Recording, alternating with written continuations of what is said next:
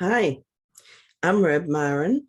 I'm a minister through Pathways of Light, and I'm a Course in Miracles student, and I have been for 40 years.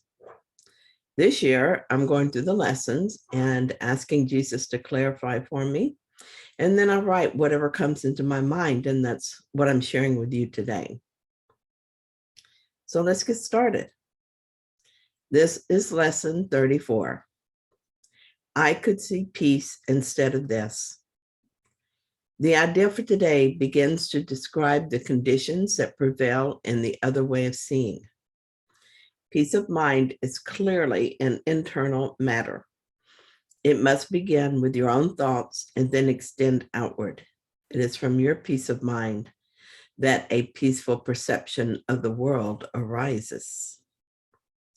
Well, it certainly seems like others affect our peace of mind, or that situations affect our peace.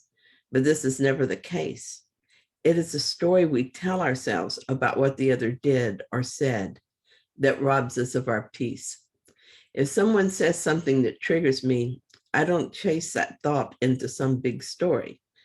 I used to do that, and it only caused suffering. Someone I love is an addict, and when he would go on a binge, I would think, oh no. Then I would develop this whole scenario in which he winds up in jail or dead. Sometimes the story would be quite elaborate in its awfulness. Naturally, I would suffer until this one passed, and then I would follow that thought. I would wind up in another scary story about the future. None of that was necessary. Sometimes his binges would get him into trouble, but it was never as bad as my imagination had it. It was my own thoughts that caused me to lose peace. If I'd been able to at that time, I would have held him in the light of his true being and gone on with my day. The story would have unfolded in whatever way it did, and I would have been at peace the whole time. I know I could have done that because eventually I did. Now that I understand this dynamic, I don't fall for the ego desire for drama like I used to. And so my life is more peaceful. If something occurs that triggers me, I might slip briefly into some story about it, but I don't let myself get too far down that rabbit hole anymore. I value my peace too much for that and understand where loss of peace comes from. I know that my thoughts are the cause, and I let go of those thoughts. Paragraph 2 says, 3 longer practice periods are required for today's exercises. 1 in the morning and 1 in the evening are advised, with an additional 1 to be undertaken at any time in between that seems most conducive to readiness. All application should be done with your eyes closed. It is your inner world to which the application of today's ideas should be made. Our inner world, that is the world of our thoughts, are the cause of our outer world. It is there that the work needs to be done. When my loved one was drinking, I at first tried to fix him, and that was a disaster. It wasn't until I came to my senses and used what I learned here that I was able to return to peace. If there's not peace in my world, it is because there's not peace in my mind. Paragraph 3 says, some 5 minutes of mind searching are required for each of the longer practice periods. Search your mind for fear thoughts, anxiety-provoking situations, offending personalities or events, or anything else about which you are harboring unloving thoughts.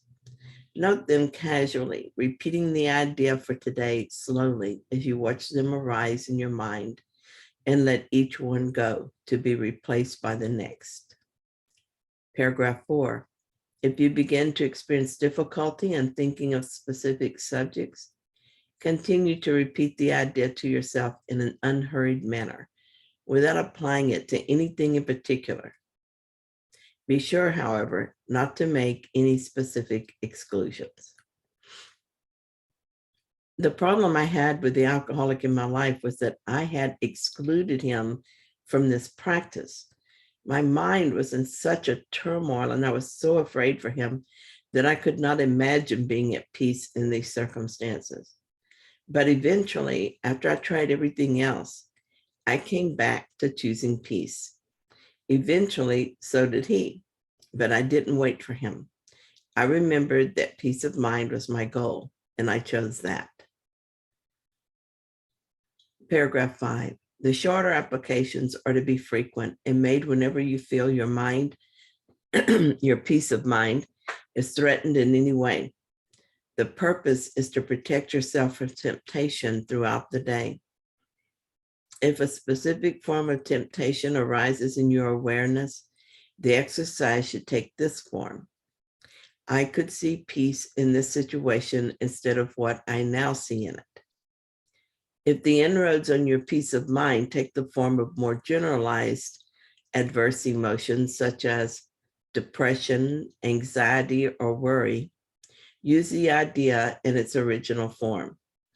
If you find you need more than one application of today's idea to help you change your mind in any specific context, try to take several minutes and devote them to repeating the idea until you feel some sense of relief. It will help you if you tell yourself specifically, I can replace my feelings of depression, anxiety, or worry, or my thoughts about this situation, personality, or event with peace. These exercises are a lifesaver if your peace is threatened. And who doesn't need them? Jesus has been encouraging us to use the lessons frequently during the day. This not only guards our peace of mind, but also helps us get used to being vigilant for peace. A Course in Miracles is not something that you do once a day and then forget about it. It is a way of life. Using the lessons frequently during the day is a good way to install that practice. Thank you for watching my video, for doing this lesson with me. And if you found it helpful, please like it. And if you haven't yet, perhaps you'd like to subscribe.